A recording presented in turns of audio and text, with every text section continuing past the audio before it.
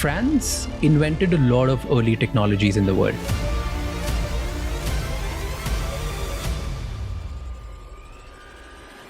But today, if you look at the scenario, the largest technology companies in the world are either American or Chinese. Many of them are led by Indian origin CEOs. Where did France lack? I think the missing point is first scale, not just for the French, but for all the Europeans. Second, capital. And the third point, we have to find more appetite for risk. France has been an all-weather friend for India. The question is no longer whether India innovates. The question is, who will innovate with India? And France is the unique clear answer. Jai-ho! Do you think this is going to be an example for the world that now the new world order is about multipolarity? Do you think India and France are setting an example? French President Emmanuel Macron is the chief guest. French President Emmanuel Macron has been invited as the chief guest at the Republic Day Parade. We developed during the past few years a series of cooperations and partnerships in different sectors with your country. I really believe that when we team up, we deliver. Second, we don't want to be dependent on one of the two big powers. We want to have a good relation with the US and China. We have different relationship, by the way, with both of them, between India and France. And we are supporters of this approach. India leapfrogged in technology. Yeah. Our Aadhaar, UPI, DG Locker, things like this, we created and got so many people in the system. Right? If you have to bet on one technology for France, which will be your moonshot for 2035? Quantum computer will be where we can take the lead and have a leadership. Really? Quantum computers. Quantum technology. What on earth is a quantum computer? Whichever nation first develops a practical quantum computer will have a tremendous advantage. Quantum supremacy. Is the work happening in the back end? Yeah, I think so, because we have a unique mathematicians, new capacities, and a lot of very performing startups and labs.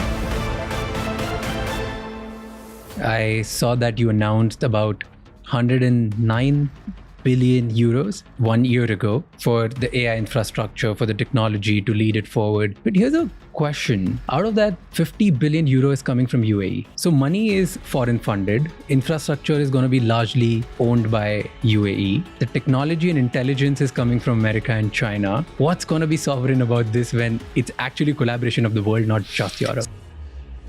If some founder is watching this, or a student who's 22-year-old is watching this, they want to come to France, then what does France offer, which today a US and UK doesn't offer for the young startup founders or the people who want to build for the future? A unique ecosystem.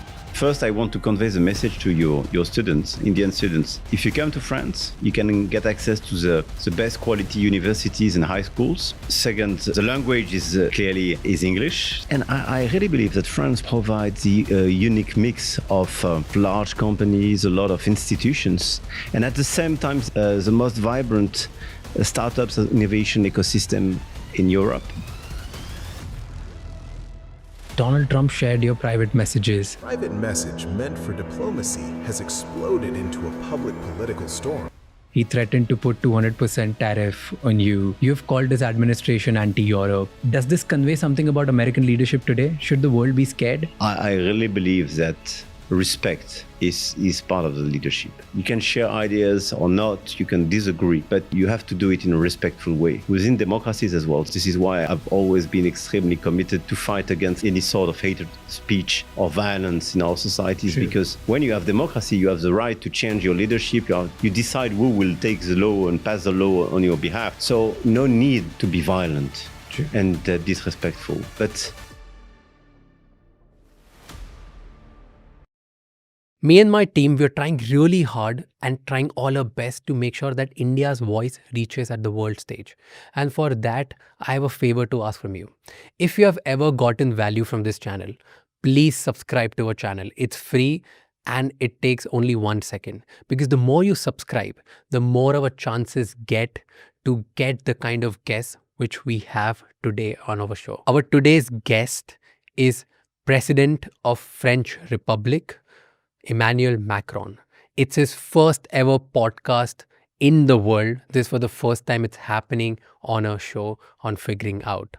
We have spoken about India and France relationship. We have spoken about his relationship with America, his relationship with world leaders. We have spoken about what is Europe trying to do differently? What does it mean for India? How is he making sure that India not only becomes a trade partner, but a strategic partner in the world which is heading towards multipolarity? How do we challenge the global world order? And do we even challenge or no? All these questions have been answered by the French president in today's podcast. Beyond the honor, we see this as a responsibility.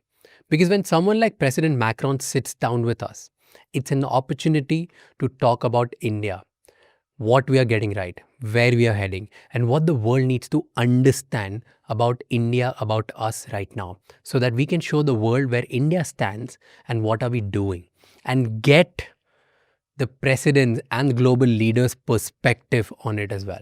So thank you so much for being part of this journey. And for the audio experience of this podcast, please follow us on Spotify.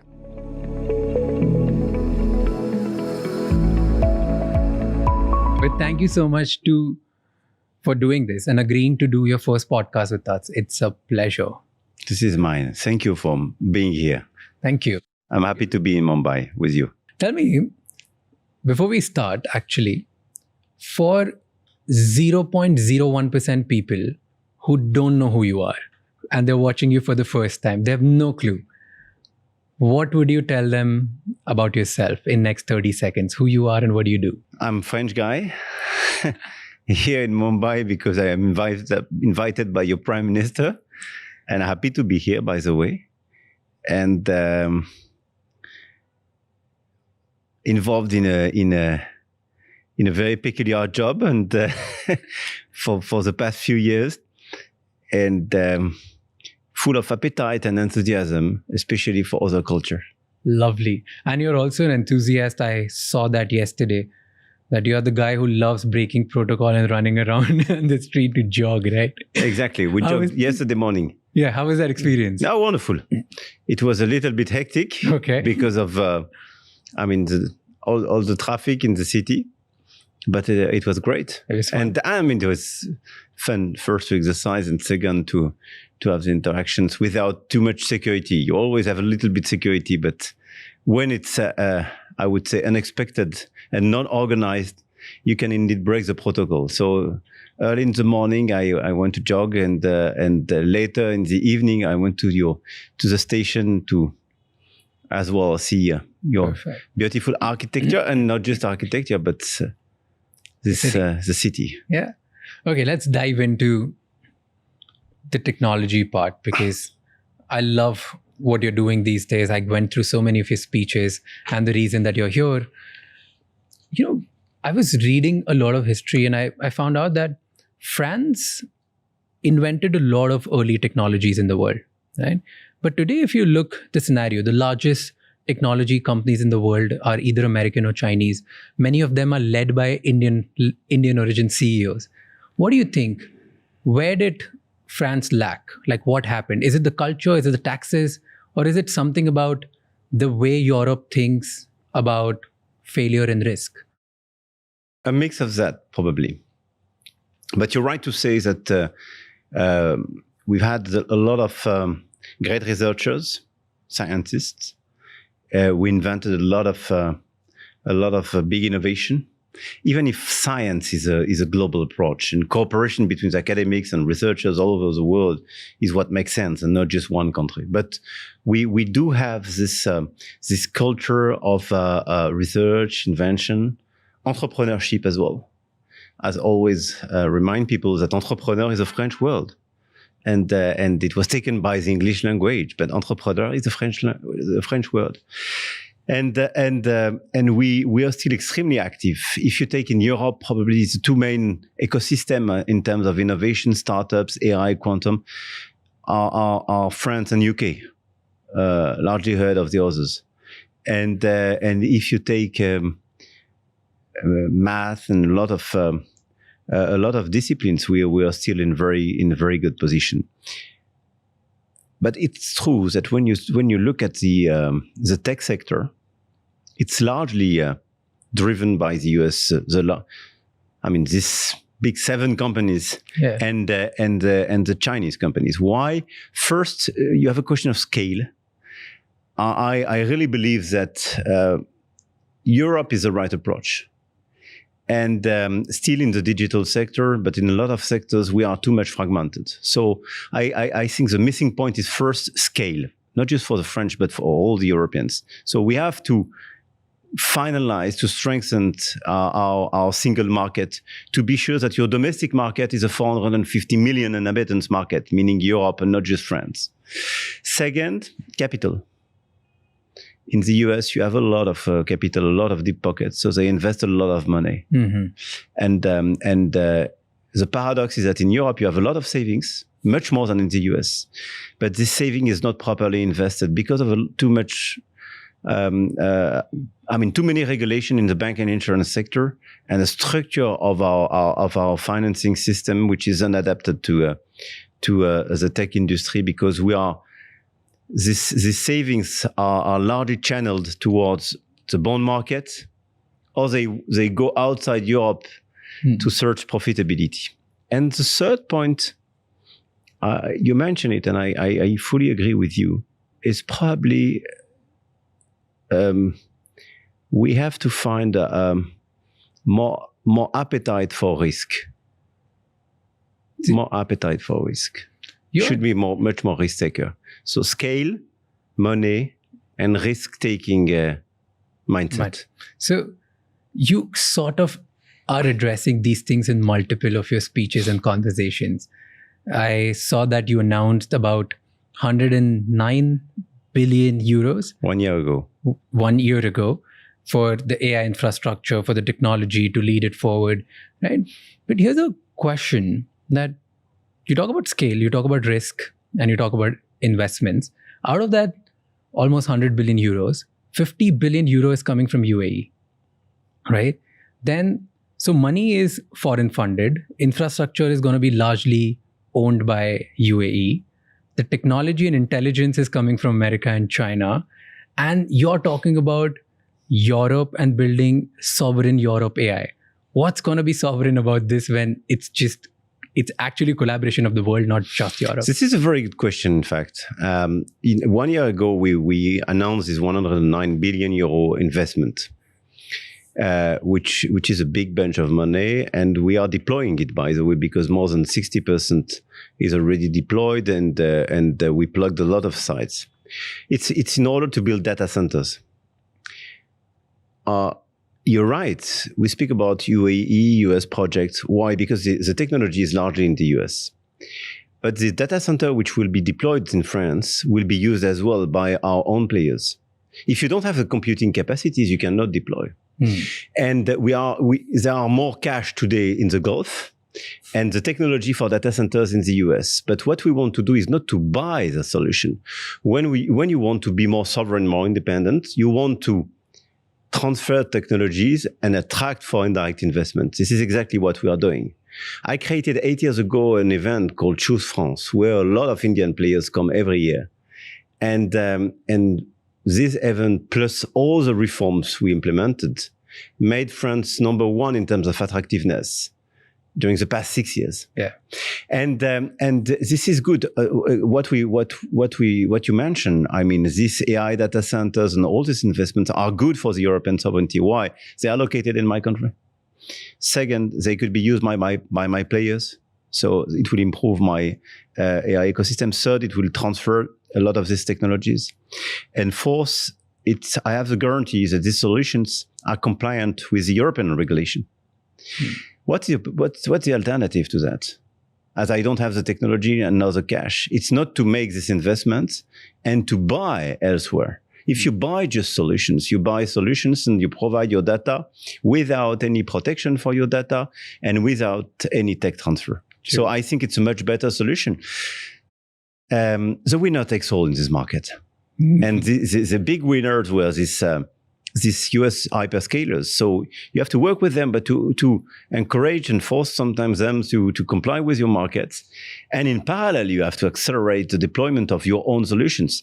If you take LLMs, we have Mistral AI, which is probably which is definitely the best European player and a clear alternative of the US LLMs. So this is what we are doing. Interesting. So one more thing you would need in this is attracting talent, attracting founders from all around the world, right? And attracting students at the same time. Right now, there are about 9,300 students from India and France. You want them to go to 30,000, right? So every founder who's watching this, you have announced the F Station in France, made it a big startup world for everyone. So if some founder is watching this, or a student who's 22-year-old is watching this, they want to come to France, then what does France offer, which today a US and UK doesn't offer for the young startup founders or the people who want to build for the future? A unique ecosystem. First, I want to convey the message to your students, Indian students. If you come to France, you can get access to the best quality universities and high schools, from Polytechnique to Paris-Sorbonne, from École Normale Supérieure to a lot of engineering schools. Second, the language is clearly is English. So because I know that a lot of sometimes idées reçues are the fact that you will be taught in French, which it's totally wrong. So you have the opportunity to have obviously all these years in the English language, but you get access as well to the diversity of the language, which is very important. And when you are Indian, you know that, given the number of official language, and this diversity is a source of not just energy but creativity. But you will have the best in class higher schools, English spoken professors and research, access to good ecosystems. And I really believe that France provides the unique mix of a mature economy with a lot of large companies, a lot of institutions. And at the same time, it's the most vibrant startups and innovation ecosystem in Europe. And third, it's clearly a vibrant place in terms of creativity, culture, and I think it's very important, because when you speak about innovation, never forget the place of culture, art, cinema, and so on. And France is, and this is one of the link we have with India. We are extremely strong in creative and cultural industries, and I think this is it's a very important point, and not to forget to mention fashion. Yeah, and this is a unique nexus where you have gastronomy, fashion, creativity, cinema, tech, entrepreneurship, and the old institutions, I would say, in the same place. And this is a unique occasion. And France is a natural entry point in the rest of Europe and continental Europe.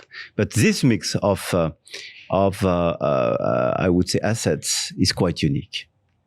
You know, French people and France in general definitely has something which we call here is taste. That taste is very, very, like the moment you talk to a French person, the way they think about arts and culture and their ability to judge fine things in life is amazing. That's something to be appreciated, or I'm sure the world appreciates it already. Thank you for mentioning it. But the French taste indeed is this capacity of mixing a lot of not just competences, but art, innovation, and life in general. And this is the approach to say that life is something very special. Being together is something very special. Sharing moments and experience is something very special. And in this world, given the current environment, never forget that the most important thing is to share unique moments and experience. True. Tell me, apart from culture, arts, taste, okay, we're talking about technology. India leapfrogged in technology when it comes to DPI, our Aadhaar, UPI, DigiLocker, things like this. We created and escaped the 10 years of financial exclusion and actually now got so many people in the system, right?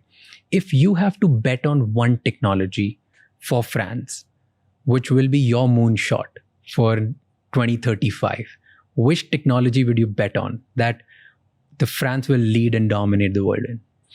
First, let me say how right you are when you mention India. I mean, your country is super impressive in terms of indeed leapfrogging, but educating people and training people. I mean, today in India, you train every year more engineers than in US and Europe together. Yeah. So it's such a resource. It's unique. True. And it means a lot of talents, a lot of people. And on top of that, you leapfrog in terms of education and competences. And you have the same appetite of big emerging countries. And you were right to mention payment system and UPI. And I'm obsessed by that because, by the way, a lot of people are super dependent on US solutions on payment. I mean, it happens that in France, we do have our own solution as well with the Carte Bleue system. But it's UPI reached such a scale in such a few years that it's very impressive. It's very hard to say what the moonshot will be because you never know. And especially as a president, it's very hard to say it will be this one as a moonshot because it's not the way innovation function. You will probably lose several times. And the one you didn't see will be the one to succeed. I think the most important thing is to be sure that you provide the capacities and all the opportunities for a series of very disruptive innovation to succeed. And to make sure that one of them will succeed and to accept that a lot of others will fail. And if I accepted to take the risk of your question, I would say probably in quantum. I would say a quantum computer would be where we can take the lead and have a leadership. Really? It's a work happening in the back end? I think so, because we have unique mathematicians, new capacities, and a lot of very performing startups and labs. So I really believe that in this field we can deliver and have a moonshot. But more than that, I just want to convey a very simple message. When we speak about innovation and moonshot, it's all about taking risk, and it's all about accepting to lose. True. And it seems to be super counterintuitive. But if you want to think and deliver big, you have to take a lot of risks. Except by chance, you never succeed the first time. So if you don't accept to fail and to start again, you will never succeed. And for me, the question for innovators, but it's true for countries and so on, is not to have people being super successful the first time. It doesn't exist.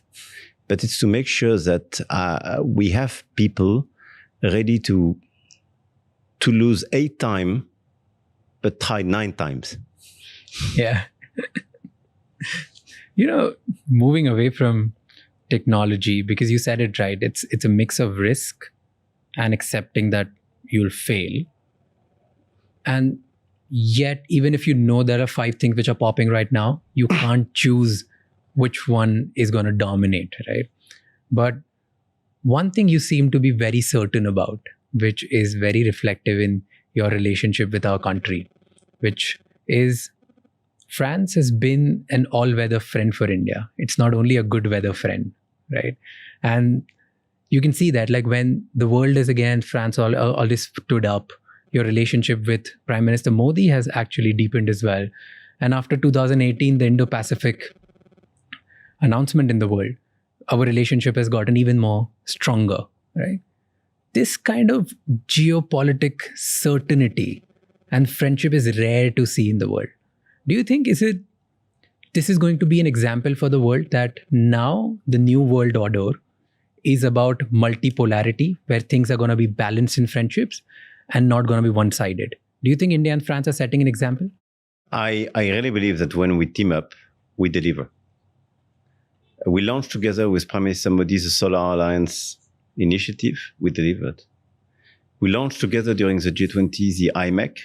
We are delivering and we will deliver. We decided together to deal with artificial intelligence in the global regulation or conversation. We are doing it. Last year in France, during our Action Summit, now in India.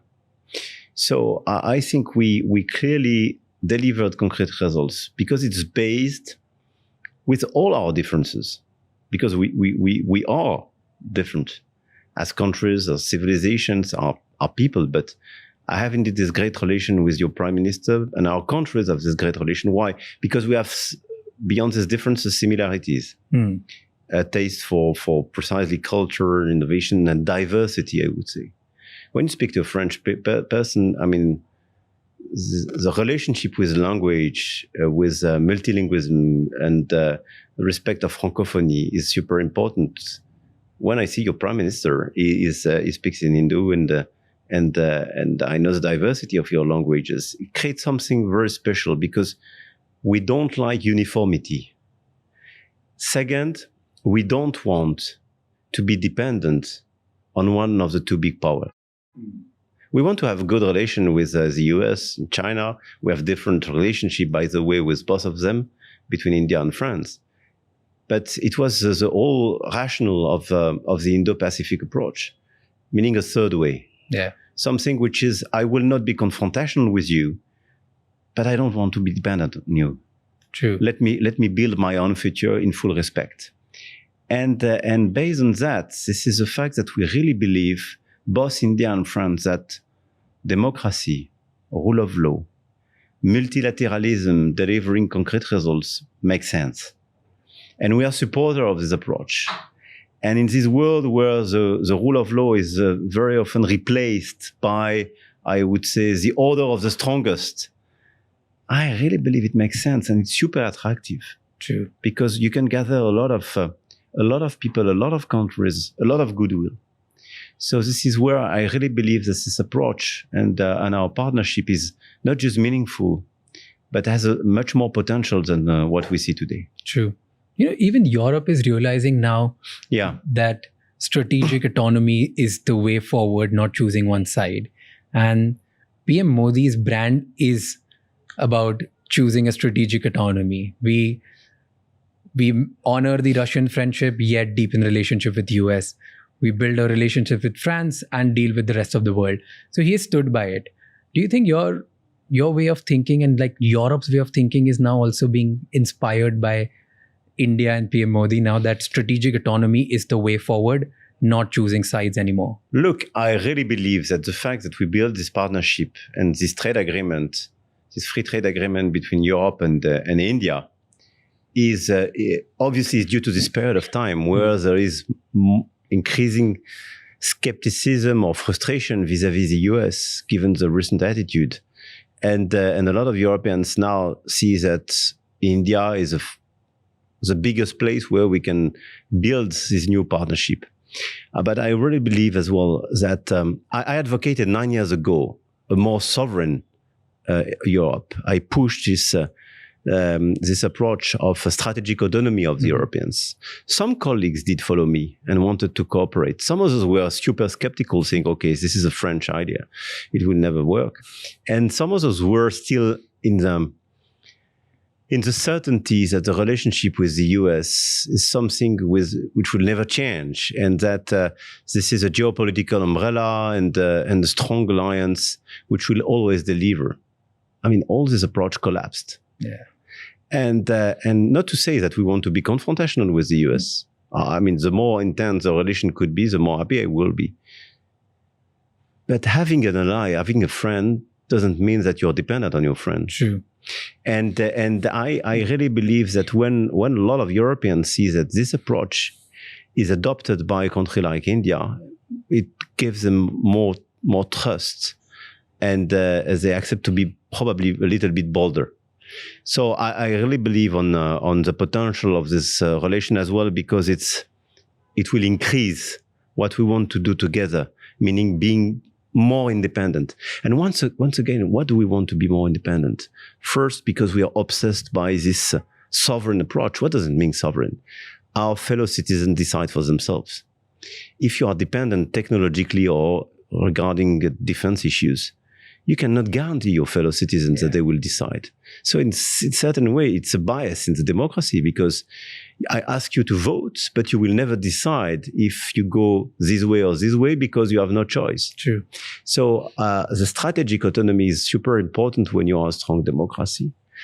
And second, because we are, both of us, I mean, India and France, very much attached to diversity, as I mentioned, and the strength of this diversity. And we don't want to be part of a big uniformity.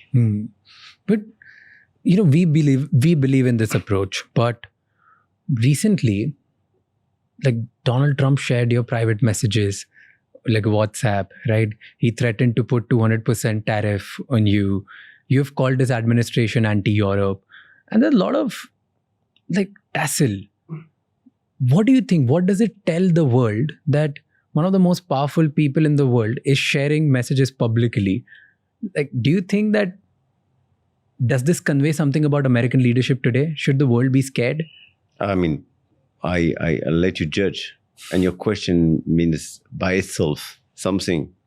I really believe that respect is part of the leadership. And we have to provide respect to each other. You can share ideas or not, you can disagree, but you have to do it in a respectful way between leaders, but within democracies as well. This is why I've always been extremely committed to fight against any sort of hatred speech or violence in our societies. Sure. Because when you have democracy, you have the right to change your leadership. You decide who will take the law and pass the law on your behalf. So no need to be violent. True. And disrespectful. But respect was built, and everything which goes with the civilization process was built years after years, decades after decades, in order to improve ourselves. And it's a little bit surprising, I really believe, for people to see leaders going backward. Yeah. And it's not the right message. True.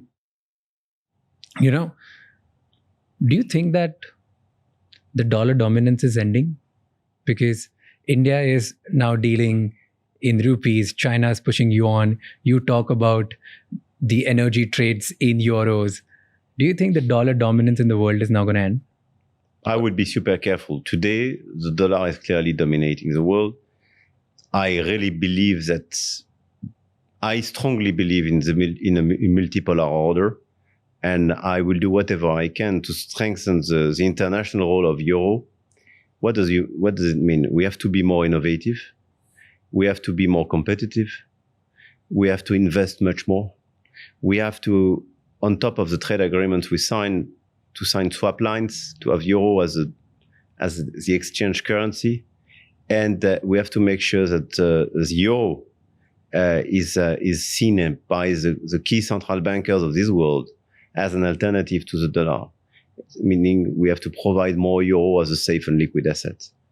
We have everything to succeed in this strategy. And it will be one of the elements of a more sovereign Europe and a more independent Europe. I really believe it's possible. We have a window of opportunity, but it would be wrong to say that it's the case today. It's to be delivered, and I really hope we will be able to do so. Interesting. You know, you talk about window of opportunity, and that gets me to my last question, that your term will eventually end. You might be able to take this window of opportunity, or you might not be, right? You're deepening ties with India. You're uniting Europe way more than ever. You have led France through uncertain times. You've been the youngest president in French history. You've done it all. But even after all these achievements, this window of opportunity you might be able to achieve it or not. But that is not certain. But what is certain is your term will end, right? What scares you about the world right now after your term ends? What is going to be the most worryful thought for you? And what about the world gives you a lot of optimism after that your term ends? Look, What provides me a lot of optimism is the fact that more and more people are well educated. I really believe we have to do much more again, because still you have 100 millions of inhabitants in this continent, in Africa, where we have to improve the level of education to allow them to have more opportunities. But it never existed to have such a world where so many billions of inhabitants have this level of education and training. And for me, this is a source of optimism, because it means that you have a lot of young people with brain and enthusiasm, and they will invent something better for sure.